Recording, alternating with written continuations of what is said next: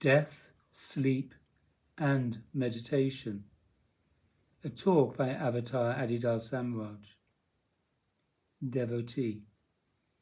Beloved Adidar, you have said that we should be able to give ourselves up to death with the same pleasure with which we give ourselves up to sleep. It seems to me that many people die very gracefully after having lived a full life, without being worn out and having to die for that reason.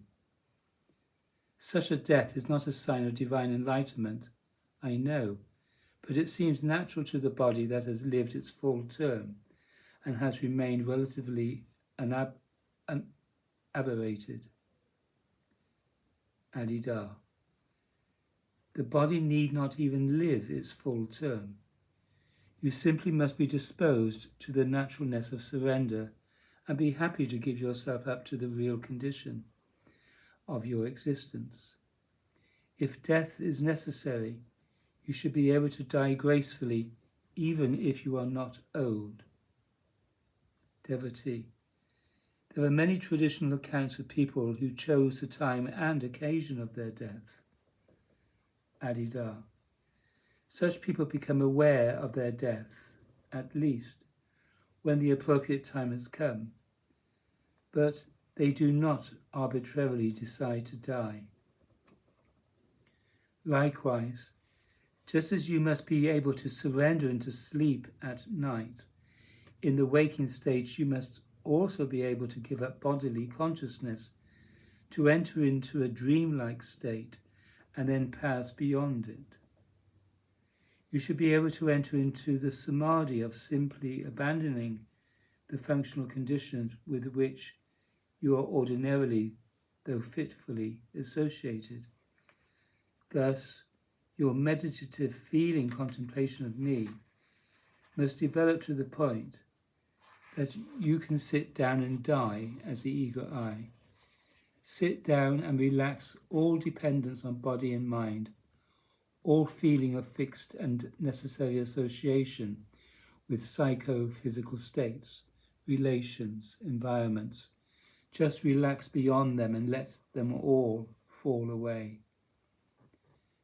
Death itself is a dimension of meditation. It is not that in meditation you learn how to die, but death is a form of meditation, a form of the meditative practice that you, as my devotee, and as a practitioner of the way of Adidam, have engaged throughout your life. Sleep is also a form of meditation, a surrender. Death is an example of what you should have been doing all along in the waking state, as well as in the ordinary daily transitions out of the waking state, such as sleep and meditation. Once you are comfortably related to the process of abandoning physical and mental states, then you have transcended much of what you fear about death, because that fear is related to the inability to surrender the body. You have learned how to sleep, just as you have learned how to meditate. You also have learned how to die.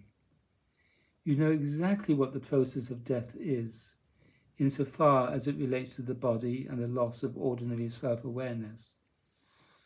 Of course, what there is beyond that is great and mysterious, but in any case, it is given to you, not claimed and created by you.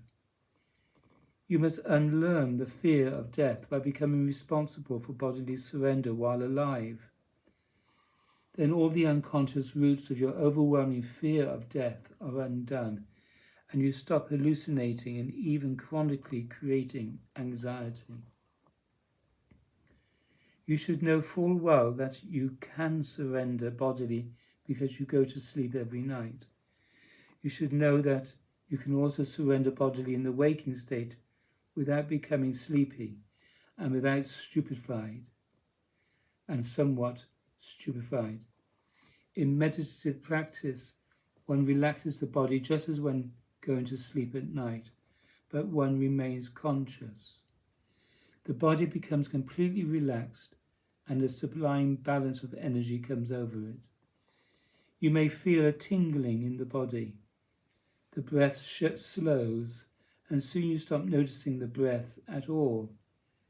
You may even feel that your heartbeat has stopped.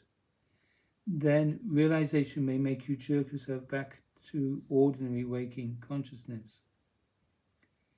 Just as when you go to sleep at night, sometimes you jerk yourself awake.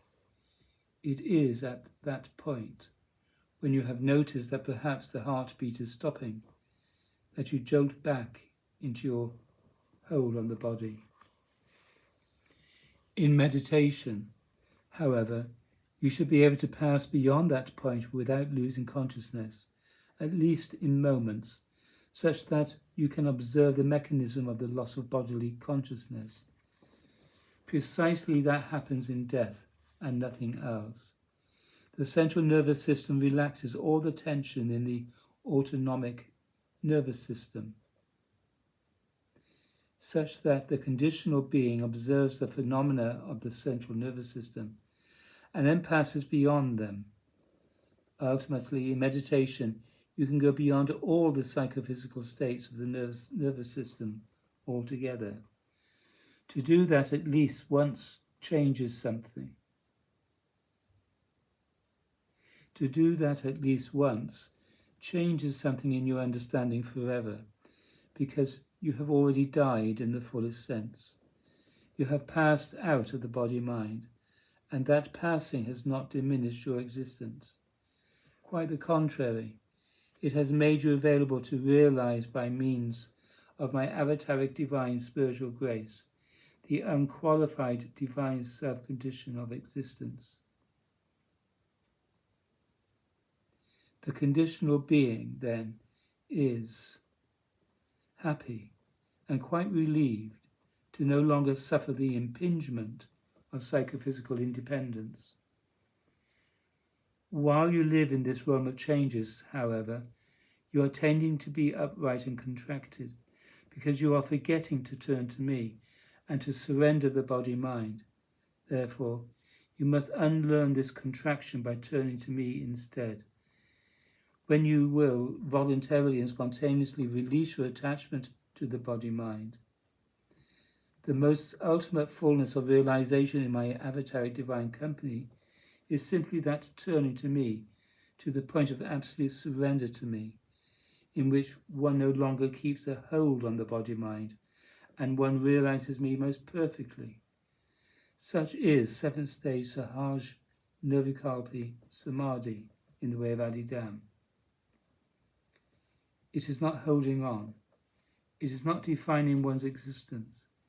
It is to be at rest in that which is always already the case. Until you give yourself up to that destiny of it,